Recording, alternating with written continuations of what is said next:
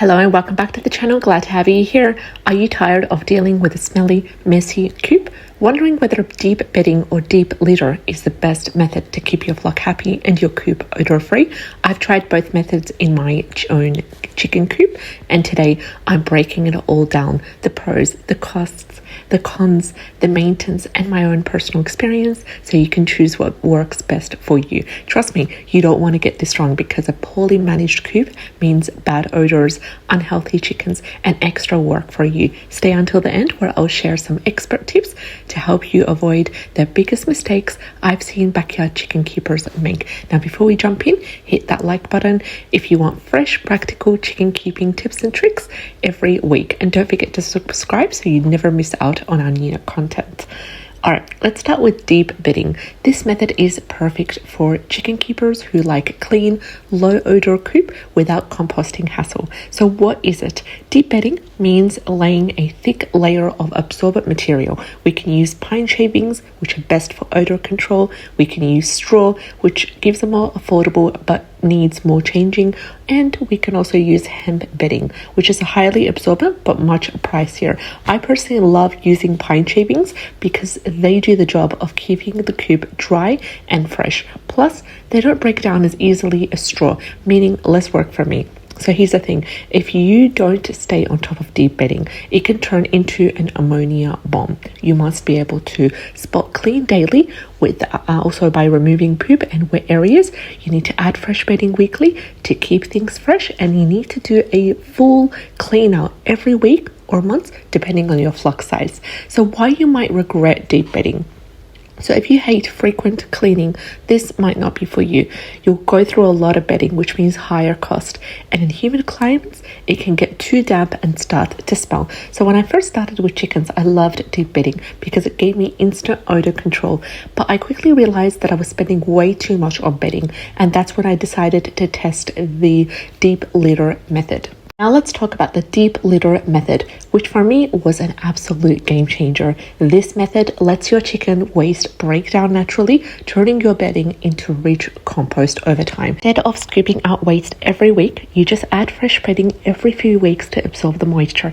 You stir the bedding occasionally, because this is going to allow the airflow to keep odors down, and you let it naturally compost right in your coop. And the best part, you only need to clean it once or twice a year. So why did I switch to deep litter? So when I tried the deep litter, I was shocked. I was shocked at how much time and money I saved.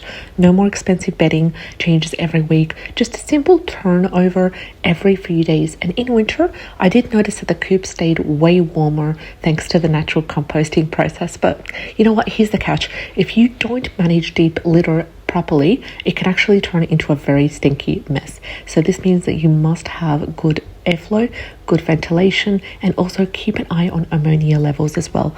Here are some deep litter mistakes that you can't afford to make. Number one, don't let the bedding get too wet, because it's going to breed bacteria if it does. Number two, don't use sawdust or fine material. They mat down and don't compose well. And lastly, don't start with too much waste. Layer fresh bedding regularly to keep it balanced. Now let's talk about deep bedding versus deep litter. Which one should you choose? If you're still not sure which method works best for you, let's help you break it down. So it's starting with the cleaning.